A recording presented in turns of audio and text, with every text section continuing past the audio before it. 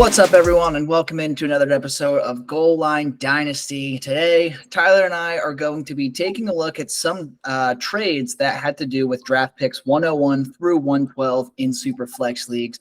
And obviously, we're doing this before the NFL draft because draft picks, those values completely change after we know the destinations for these rookie players. So, in my opinion, now is a great time to sell rookie picks if you're looking to do that, because everyone reveres these players in a certain light until they end up on the Patriots or wherever and they lose a ton of value, right? So I like taking a look at this stuff, making those trades before the NFL draft. But before we get into our first one, Tyler, how we doing, buddy?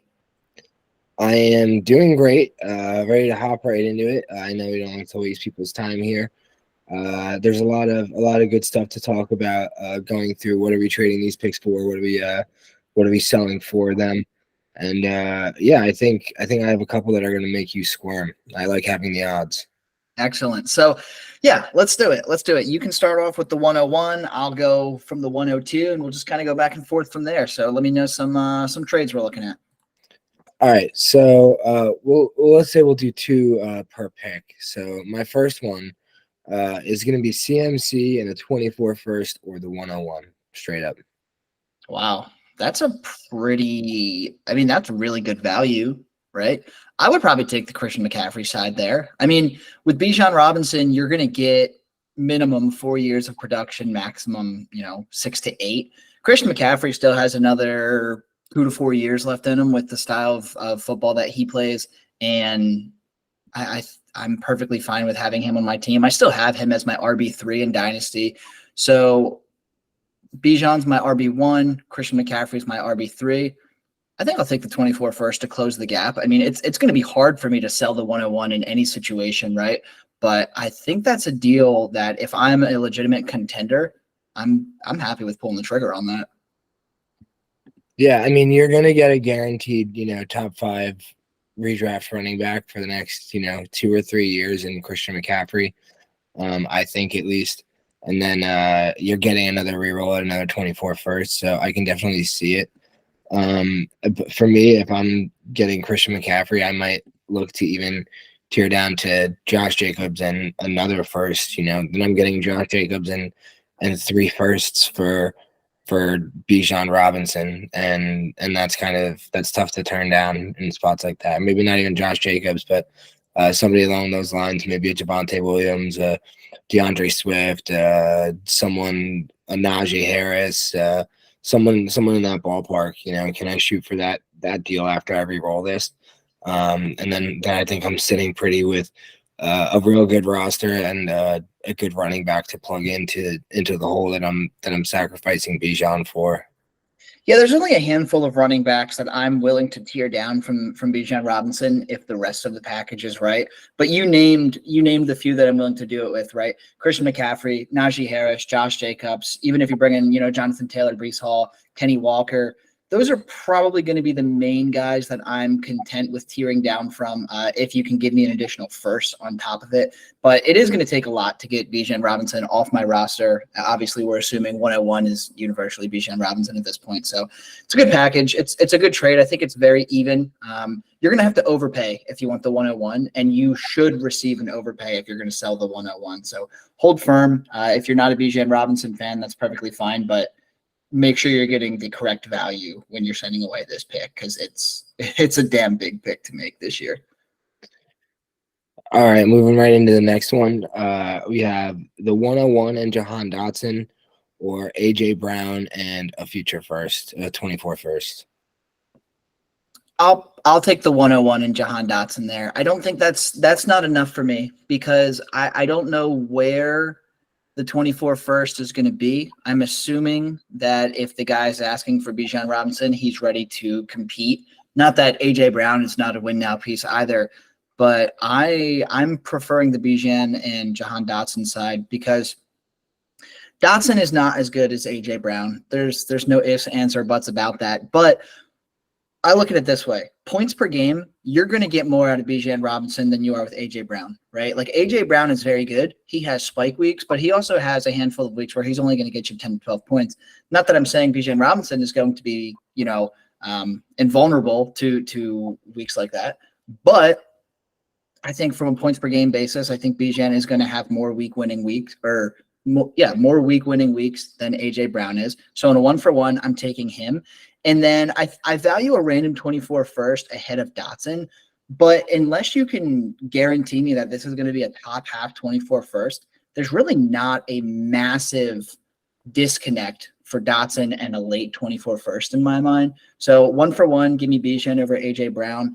1-for-1 with Dotson in the 24 first. If I think it's going to be later, I might actually take Dotson. So I think that's the package where I'm holding on to the 101. So let's say it's a team that just finished third place and they are currently on the 103. Maybe they're adding a quarterback, per se. Maybe this is a situation that someone might have. If you're giving them Jahan Dotson and Bijan to add to that roster, and it's looking like the roster is going to potentially finish anywhere between 4 and 8, are you sending the deal, or are you just saying no on the risk and just taking the 101? No, I'm going to take the 101 in, I would say, virtually any scenario here. I love A.J. Brown, and I love the prospect of Bijan Robinson more than I love A.J. Brown. And here's my thing. If anyone's going out of their way to achieve or to acquire the 101 right now, they're ready to compete, right? Like nobody is buying Bijan Robinson for their 2024 plans. They're buying Bijan Robinson because they want to go for it in the 2023. And yeah, it's just, I'm going to take the Bijan Robinson side like 100 times out of 100 times. All right, well, we can roll into your 102 trades now. So we just got done talking about Bijan Robinson. Now obviously he's the 101. There will be 1% of leagues where he doesn't go 101 for whatever reason. That's between you and your league, right? We're assuming that it's 101, but the 102 is more wide open. The 102 more often than not is, I would say Bryce Young is going to be the heavy favorite for 102 because he's projected to go number 1 overall to the Carolina Panthers, but could be Anthony Richardson if he goes early enough. Could be CJ Stroud, depending on who it is. Could even be JSN. So we don't really know what's going on with the 102, but the possibilities are endless with the 102 outside of being able to get Bijan Robinson. So, Tyler, a trade that I found here, very interesting one. 1-for-1 trade. Would you rather have the 102 or Jonathan Taylor? The 102. Give me my pick at quarterback this year. Whoever goes first overall. I think that's what I'm taking over Jonathan Taylor. In most spots, there's not really many situations where next year, the year after that, Jonathan Taylor is going to be worth more than a quarterback that I hit on. And I think it's worth taking that risk that one of these guys can turn into a top 10 quarterback. And for that reason, I am going with the pick. Yeah, I think I agree with you. I still like Jonathan Taylor. I think he's going to rebound and be a top 5 guy in 2023. He's only 23 years old still. I don't even think he's 24 yet. So he's got a lot left in the tank, but he had off-season ankle surgery, and I'm not saying that he can't rebound from that. I'm sure he will. He'll probably be ready by week 1. But that still scares me, especially for a guy like Jonathan Taylor, right, whose meat and potatoes is running through guys. I don't want to put all that stress, on his ankle after the surgery. So it does make me nervous. I completely agree with you, though. Having your choice at quarterback in a quarterback-heavy class, right? Like there's 3, potentially even 4 solid fantasy options at the quarterback position this year. If you can have your choice in that, and you need to add a quarterback to your roster, I think I will take the 102 over Jonathan Taylor. There's definitely scenarios where I'm taking JT over the 102, but I think in a vacuum, in a 1-for-1, about 80 to 90% of the time, I will pick 102, and I completely agree with you. So I got one more that I want to talk about with 102. This one's interesting, right? I think it's going to make your wheels turn a little bit. So we have 102 and 202, or Chris Olave, Cole Kmet, and 207. I know you're a big Chris Olave fan, so I'm interested to see what you have to say about this one. In this case, when it's a receiver that I know dominated an NFL offense in his first year and is getting a quarterback upgrade, I think I'm comfortable. I think I would pay this for Chris Olave because there's a chance that come this season, I'm not able to buy him for less than 2 to 3 firsts. So I think I'll take the sure thing in Chris Olave because I'm not confident in him. But I know there's probably a lot of people who would say I'm wrong for this. But yeah, I mean, even if you could have told me this time last year I could trade Chris Olave for the guaranteed 102 this year, I would have said, yeah, take it from me right now.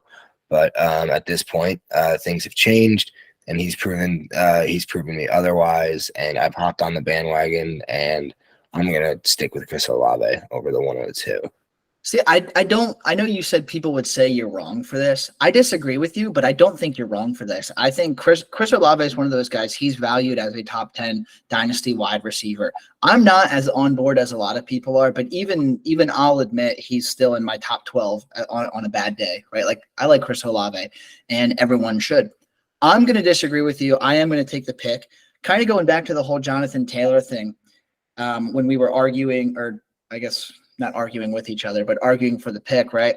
It's really important to have your choice at quarterback. And if you need a quarterback, this is a really good deal to get it done. I'm happy to trade. So in my mind, I like Cole Kmet, right? But Cole Kmet is not going to substantially move the needle for me in this deal, right? So we have Cole Kmet in the 207. In my mind, you're giving Cole Kmet in the 207 for the 202, and then you're giving Chris Olave for the 102. If I break it out that way, I'm taking 202 over Cole Kmet and 207, and then I'm taking 102 over Chris Olave. My reason for this is I want my choice of quarterback at 102, and then getting the additional 202 is kind of an underrated move here, right? So in our recent Superflex mock that you and I did, 202 could very easily be Josh Downs. 202 could very easily be Jalen Hyatt. If Quentin Johnston or Jordan Addison fall out of the first round in the NFL draft, one of those guys could be here at 202, right? Or if you want to replace Cole Kmet with Michael Mayer, you can do that as well. I think there's a lot of versatility at that 202 that really pushes it over the edge for me, right? If that 202 wasn't a part of this deal, I would take the Olave, the Kmet, and the 207 side. But having versatility, 12 spots later after I pick my quarterback at 102, I think that kind of does it in for me, gives me that extra oomph. And yeah, I'm going to take the pick side here. Yeah, I mean, I can agree to disagree here, but I think, I don't know, I'm just going to eliminate the risk and go that way. But are you good with that, or? Yeah, let's move on. Give me some deals for the 103 here. All right, let's see. Had one that I liked. Let's see. This one, I hope I'm not stealing your thunder on the 104, but this one is the 103, the 104, and the 107 for Joe Burrow. Wow. That's pretty big. So you're trading away. So most leagues, if we're just following the consensus, 3 and 4, those are both quarterback picks. And then pick 7, if Will Levis goes number 2 to Houston, like the odds are saying he will right now, pick 7 is now Jahmyr Gibbs, because Will Levis is going to go before Jahmyr Gibbs, maybe even JSN in a lot of leagues if he goes number 2 overall in real life, right? So 107, or if you're fine with punting it, you can take JSN at 104 and then take Will Levis at 107 in this situation. Like there's a lot of different things here. I think as much as I love Joe Burrow, this is enough. I'm going to take the deal. 103 is getting me my second favorite quarterback. 104 is either getting me my third favorite quarterback and JSN. And then the 107 is just the best of the rest, right? So it's kind of that's a big trade. That's a big trade, but I do lean the pick side here as much as I love Joe Burrow. Yeah, I think that's a really good trade to make right now because a guy can there's a lot of guys that can easily gain value and make that 107 worth a lot. And it's pretty much asking, would you rather have Joe Burrow or would you rather control this entire rookie draft for the most part? And I'm not sure which I want, but do I want the 2 quarterbacks and the RB2 or the wide receiver one of the class? I think I can sell Joe Burrow for this. I think I can let him go for this, but it's really going to depend on what my team looks like. Do I really need to do this? Probably not, but I definitely could imagine myself selling it for this. I think it's right on the line. Yeah, I think in most scenarios I'm selling for this, right? Like, I'm not going to bet on CJ Stroud or Anthony Richardson to return the same value as Joe Burrow in the next year or two. But I wouldn't be surprised if one of them hits their ceiling and is a top 5 or top 6 quarterback, especially Anthony Richardson in fantasy, right? So this is enough. This is enough. If it's going to, absolutely, like if my team is ready to go and I just finished second place, I'm looking to run it back. I got a solid roster. I'm probably going to hold on to Joe Burrow at that point. But if I got to take some sort of risk to make an improvement on this team, pick side all day. Yeah, I mean, I guess if I'm established, I mean, I guess this is like you said, I guess this is kind of the deal that you're looking to move off of him for.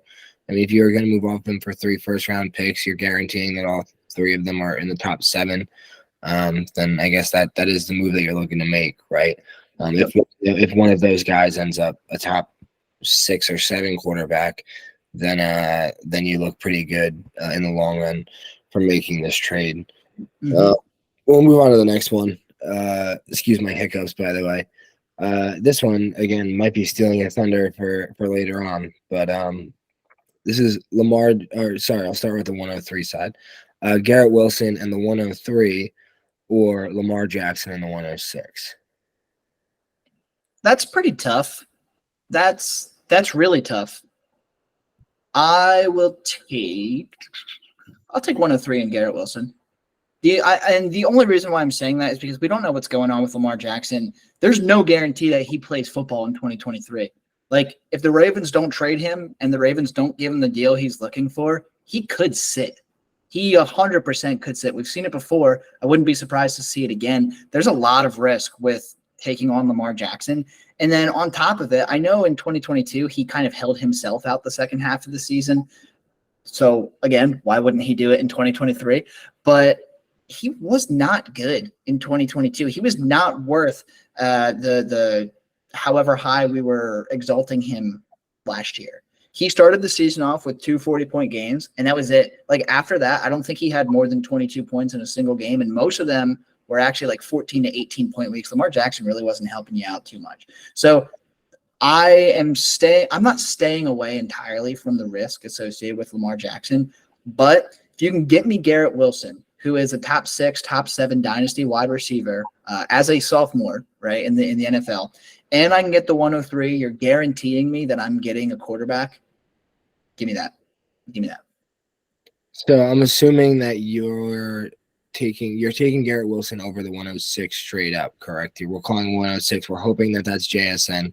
It could possibly be Jahmyr Gibbs, Will Levis. So you're taking Garrett Wilson straight up over that 106? 110%. Yeah, that one. Those two aren't close, and I'm taking Lamar Jackson over the 103 slightly, but I'm taking Garrett Wilson over the 106 leaps and bounds. And you combine those two things together, and that's what really sends me over the edge for taking 103 and Wilson.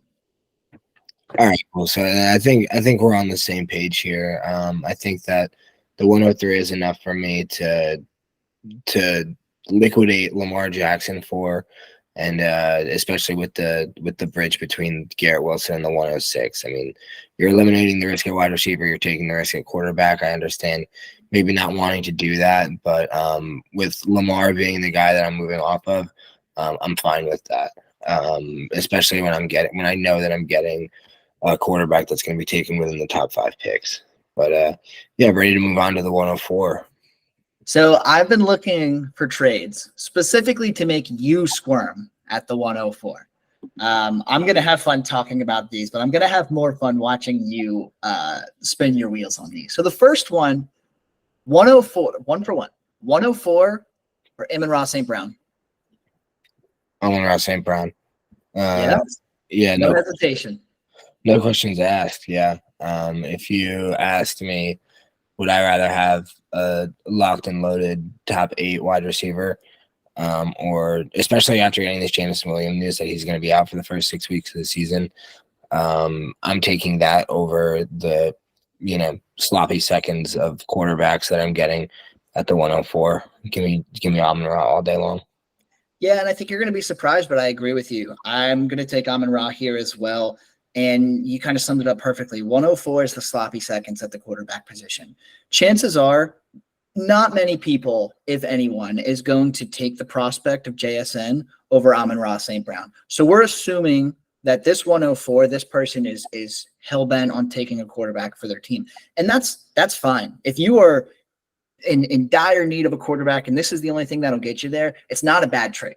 It's not a bad trade. But I think there is some value left on the table, especially with the Jameson Williams news. Amon-Ra is going to have at least a very solid, elite first half of the season. And then if Jameson Williams does come in, does what I think he can do, right? Amon-Ra is going to take, I don't want to say a back seat, but he's going to take a chill pill a little bit, but he's still going to be pretty damn good. And at 104, you're not guaranteeing which of the quarterbacks you're getting. You're stuck. You're stuck. Your league mates are making your choice for you. And, God forbid, if Young, Stroud, and Richardson all don't end up in a solid situation, you're going to be upset that you traded Amon-Ra away for this. So I agree with you. Surprised that I do, but I do agree with you on this one. Yeah, it's just, no risk in Amon-Ra. 23 years old, turning 24, and it already showed us that he's a top 10 guy. I think he's locked and loaded. So give him to me all day. So this next one for 104 is going to be interesting because it's your other boy, Breece Hall.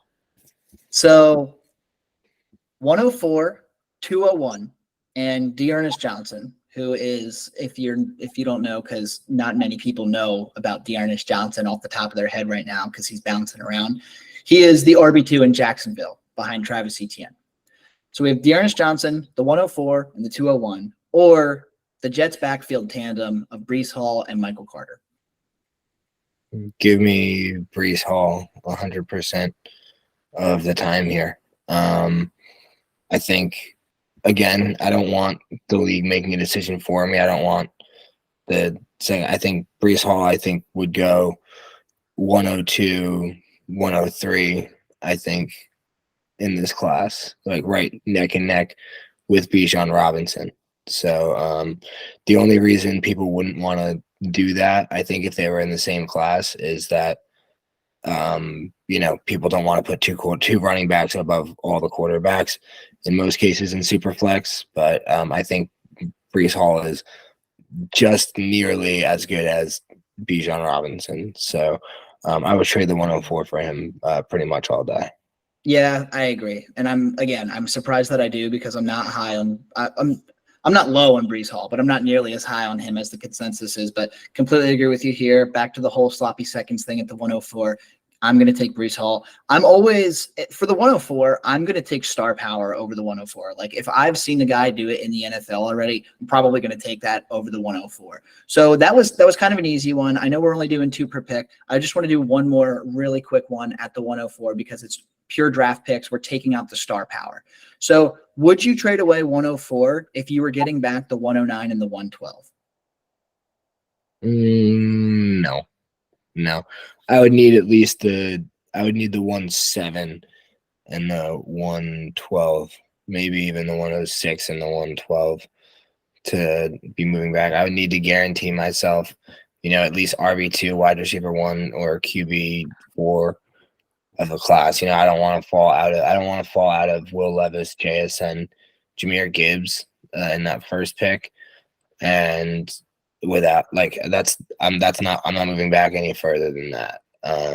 So in that case, no. But if they could sweeten the deal a little bit, then I might tip the cap. Yeah, I agree with you there. And you kind of said the big thing, right? I want at least 107 if I'm going back, because as of right now, the 104, it's that sloppy second quarterback pick. But the 107, there are 4 quarterbacks, there's 2 running backs, and there's 1 wide receiver that you could arguably put, at the top tier. So I'm going to need at least one of those players to feel comfortable with trading out of the 104. 109 and 112 just doesn't quite do it for me. It's not terrible value, but I think people could do a lot better when you're trading away the 104 in a tier down situation like that. So I just wanted to bring that up. Go ahead, feel free to move into your 105s here.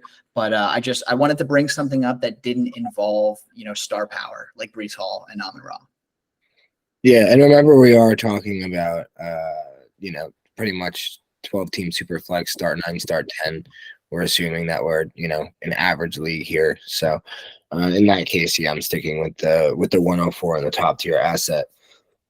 So here I have for the 105, it's the 105 and the 211, if we're even considering that really a part of the trade, or Devonta Smith and the 401 if we're even considering that part of the trade. So Devonta Smith or the 105. I think I'm going to take the 105 in this situation. The 105 is either going to be my QB3 or JSN. And I think that they both have higher ceilings than Devonta Smith. I like Devonta Smith. You really turned me on to Devonta Smith over the last year. You've always been much higher on him than I am, and now I think that gap has closed a lot. But Devonta Smith, we've seen his ceiling, right? Like he was the wide receiver 8 or wide receiver 9 last year, which is a pretty damn good ceiling, right? But I don't foresee him doing much better than that between the Eagles' run-first offense, having Jalen Hurts, having A.J. Brown, having Dallas Goedert. There's a very limited touchdown upside for Devonta Smith. He is arguably maybe the 4th guy on the pecking order in red zone situations. So we're really not going to have a lot of touchdowns out of him. When you factor in the quarterback, it's probably going to be, if 105 ends up being a quarterback, it's either going to be C.J. Stroud or Anthony Richardson. Anthony Richardson, we know what his ceiling is, right? It's sky high. C.J. Stroud could be one of those guys where he could be like a Kirk Cousins if he hits his ceiling. And I know that's not a sexy name to bring up, but Kirk Cousins has been a hell of a good dynasty quarterback over the last several years.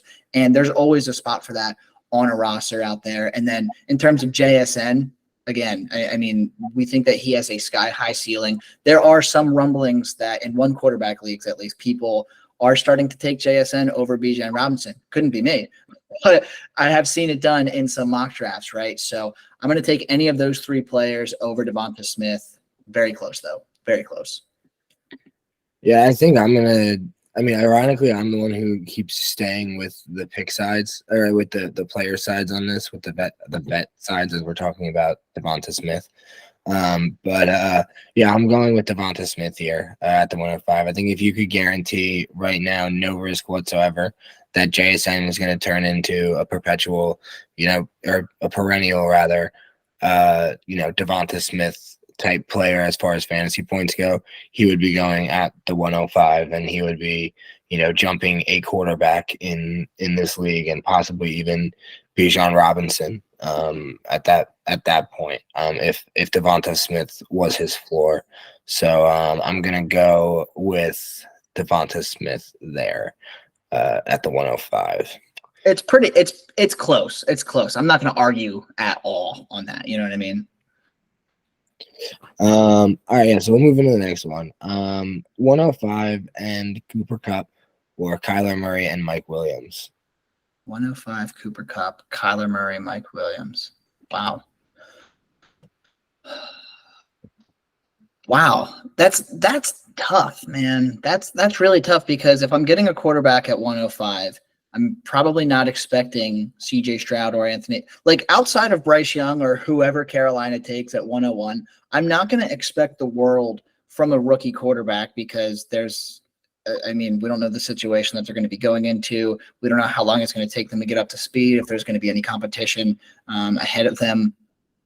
That's tough, man. That's tough. What are you doing in this situation? I'm taking Kyler Murray and I'm running away. Yeah, I think I disagree. I think I'm going 105 and Cooper Kupp. But then again, like I'm only taking the Cooper Kupp side if I can actually use him this year, if I'm going to be competing, because Cooper Kupp has maybe 2 seasons max of elite production, and that's assuming that he recovers perfectly fine. So, dude, I don't know. I really don't know. This one's tough because I'm not super high on Kyler Murray anymore. I'm not as high as I once was on Cooper Kupp. 105 kind of scares me a little bit in terms of if I do need a quarterback there. So, you know what? Now that I've said everything out loud, I don't disagree with you. I'm going to take the Kyler Murray side, and the reason why is because if I'm making this trade, I probably need a quarterback. Taking Kyler Murray is the only way that I can guarantee myself a quarterback in this deal. So give me Kyler Murray. I'll wait till he's healthy midway through 2023 and roll the dice. You know what I think this trade really looks like is, this guy's probably going into a tank thinking that Cooper Kupp does nothing for my roster, and actually getting him off of my roster might give me Kyler Murray and, Mr. Caleb Williams. That's what this one kind of feels like. Kyler Murray is a perfect rebuilding quarterback. And, if you're looking at hoping to get Anthony Richardson at the 105, then, which I don't think you are, but I mean, in any world, if that's what you're hoping to do and you're getting Kyler Murray instead, I think that's fine. And if you're, sending away the points that Cooper Kupp could score for you this year and sending the reset button and tanking for, the 2024 draft, and that's the move you're making, then I would actually really like this deal a lot better on a roster like that. Yeah, no, it's not bad. Now that we've said it out loud, I do agree with you. So interesting find there, buddy. Interesting find. But I'll move into the 106 here, and I do want to say we are going to fill and do the 107 through the 112, but I think we are going to cut this up into 2 separate videos. So stay tuned for that video coming out. It's either going to be tomorrow or the day after, but we are going to get both of these videos out before the NFL draft, because obviously that's when it's going to be most relevant, because like I said, everything is going to change after the NFL draft. So this video is just going to be 101 through 106. Next one's going to be 107 through 112. But Tyler, we got 2 more to go over involving the 106. And a couple of interesting ones here. So staying away from the tier down, and I'm just bringing up players, right? So the first one, 1-for-1 trade. Get the feeling we'll both agree on this one, but kind of interested to see. It doesn't seem outlandish, though, this trade. 106 or Jerry Jeudy? 106, easily. I think when you look at the upside that either JSN, Jahmyr Gibbs, or Will Levis bring to your team, I think it's a lot higher than Jerry Jeudy. I'm taking the 106 and going away with that. As much as I like Jerry Jeudy, he's not giving you any kind of crazy advantage that anybody at the 106 could give you. That he doesn't have the ceiling that any of them do, I don't think. Granted, I could be wrong, and he could come out this year and score 19 fantasy points a game, like he was doing at the end of the season, but I don't believe that he holds up that pace, and I believe that I'm going to re-roll him for this pick. Yeah, I agree with you. There's definitely a decent amount of hype over Jerry Jeudy after how he ended last season, and we saw Russell Wilson improving, and obviously, Sean Payton has come in. I almost said Walter Payton. Sean Payton has come in as the new coach, which is an obvious boost to all of Denver, right? But I'm taking 106 as well, because put it out on paper. Jerry Jeudy, probably not much better than, at best, in a lot of people's rankings, wide receiver 18 to wide receiver 20, and even that might be a little generous. JSN is almost universally already in everyone's top 20, maybe even their top 15, maybe even their top 10, depending on who you ask, right? Jahmyr Gibbs is already a top 15 Dynasty RB in almost everyone's rankings. Will Levis, he's gonna sneak up draft boards, especially if he does go to number 2 overall with Houston. In a Superflex league, I'm taking any 3 of those guys over Jerry Jeudy. Again, I don't think this trade is outlandish by any stretch of the imagination, but I really just don't see a situation where I'm taking Jeudy over the 106. There's just so many possibilities at that pick, and every single one of those possibilities, in my opinion, has a higher ceiling than Jerry Jeudy. So I agree with you. Yeah, if anybody's willing to pay you that for Jerry Jeudy, you take it, and you run and you delete their phone number. So I got an interesting one before we wrap up the video here with 106. So I think it adds more depth than the Jerry Jeudy trade does. So would you rather have 106 or Chris Godwin and Darnell Mooney? Still the 106. I mean, still, I don't want Chris Godwin over any of the poor quarterbacks this year. I mean, we were talking about Chris Godwin being a fair trade at the 106 last year, and I think we were totally wrong. Anybody in the top 6 last year, I want over Chris Godwin at this point, and there's nothing that makes me believe that his situation is going to improve with Baker Mayfield as his quarterback for right now. So I'm going with the pick and the flexibility over Chris Godwin 100%, 100 times out of 100. This one's kind of tough for me, to be honest with you. I mean, Chris Godwin a few years ago was the wide receiver 2 or wide receiver 3 overall in PPR leagues. Darnell Mooney was the top 20 wide receiver just 2 seasons ago. Darnell Mooney is not a wide receiver 1. DJ Moore has entered the picture and is going to take a lot of stress off of Darnell Mooney. Plus, a lot of people have recency bias on Mooney because, 1, the Bears passing attack last year was abysmal, and 2, Mooney was hurt. Right. Godwin was also hurt for the first half of last year, still played, but didn't really ramp it up, kind of until the midway point of the season, but he looked damn good doing it. I agree with you. I am going to take the 106, but I think this one is a lot closer than you made it sound. I don't love Baker Mayfield throwing to Chris Godwin. I, to be honest, don't love Justin Fields throwing to Darnell Mooney either, but you could have two top 20 wide receivers here, right? And JSN is going to need to hit his ceiling to be a wide receiver 1. Jahmyr Gibbs is going to need to hit his ceiling and land in a good spot to, be a RB1. So it's close. If I'm looking for depth, maybe I consider Godwin and Mooney. Ultimately, I am going to go with the pick side, but I do think this one is pretty decent value for both teams, depending on roster composition. Yeah, no, I want the pick in almost any situation. I don't think there's any way Godwin really increases his value, and I don't think there's any way he's going to win you a championship this upcoming season. So I'm totally fine re-rolling him for that pick for the one. So total hypothetical before we close up the video here, right? We haven't really projected out anyone's landing spot in this video outside of Levis, Young. That's really it. Let's say Tampa Bay makes a splash and they trade up and they land CJ Stroud, because CJ Stroud is apparently slipping down draft boards and could bottom out to like somewhere between 5 and 10 at this point. If Tampa Bay does a shakeup like that and they get CJ Stroud, does that change your opinion at all with acquiring Chris Godwin? So for the 106, it becomes closer, but I still don't think it changes my mind on the ultimate decision. I still think it's a no, but I guess it does become closer. I mean, now he's a real veteran wide receiver that's going to be helping out a young quarterback and is probably going to be heavily relied on. But I don't know. I think it would depend on a lot of the other wide receiver situations coming in this year, and it would be tougher. It definitely would be tougher, but I still don't think it would be enough to totally change my mind.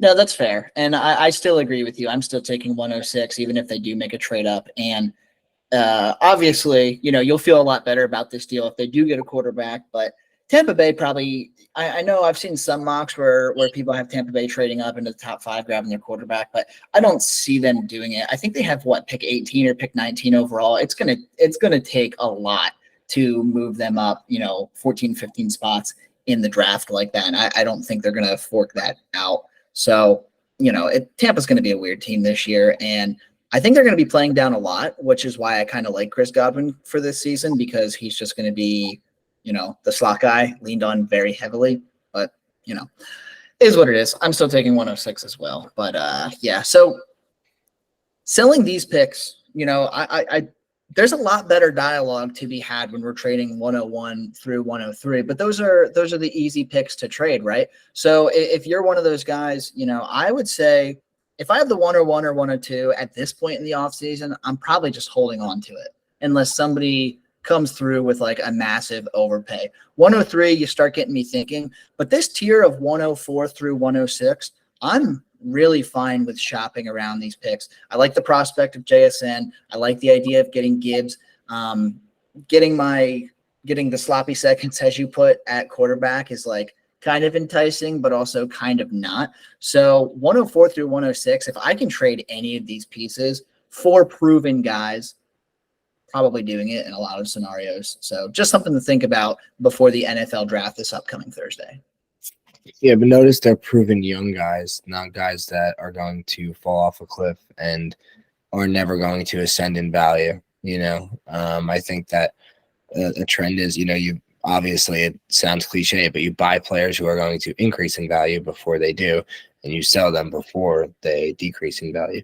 So in my mind, it's a simple game sometimes, and I really think, what is my intention with this pick in the first place, and what am I trying to get out of this trade? And if I can accomplish that goal, it doesn't really matter which side wins per se, if I'm accomplishing something for my roster and my team. Yeah, no, I like that you put it that way. And the other thing to remember too before the NFL draft is, in everybody's minds, their favorite players are going to good landing spots, right? But what happens when Anthony Richards gets drafted to back up Geno Smith at 5? What happens when JSN goes to number 14 to the Patriots? Or even what happens if the Texans don't draft a quarterback at number 2, but they still take JSN at 12? Like, in my opinion, there are not many players whose needle is going to trend in the right way after the NFL draft, because we're already projecting these guys into a half-decent landing spot. Now, obviously, people are going to shoot up on the draft board. Like if Jordan Addison goes to the Chiefs, people are going to be saying he could be potentially the wide receiver 1. Same thing with Zay Flowers. Those desirable landing spots do change things. But there are a lot more difficult landing spots. There's crowded wide receiver rooms. There's crowded running back rooms. There's even some crowded quarterback rooms that could take quarterbacks early this year, right? So in my opinion, all of these picks kind of decrease in value after the NFL draft actually happens, right? So just something to keep in mind. That's my own personal opinion on it. That's my own take on it. But if I'm selling picks, I either like to do it before the NFL draft, or I like to do it like physically on my own rookie draft day. Those are really the only 2 times where I'm heavily shopping the picks. Yeah, and I can't disagree with you. I mean, it's going to be hard to beat the hype that this class had. I think that's kind of a thing to think about when people are complaining that this class isn't very great. I remember the expectations that it had. I think it's close to meeting those, if not there. I mean, there's a lot of talent and there's a lot of good, fantasy football players that I've said, no, I will not give you this rookie pick for. So yeah, it's something to consider and definitely something to talk about and to think about further. But yeah, I'm definitely good up to the 106 here. Yeah, I think we're gonna have more of a difficult time talking about what we're trending away for the 107 through 112. But I'm very excited to see what we can come up with. So with that being said, thanks for tuning in here on Goal Line Dynasty, and we will see you guys in our next video.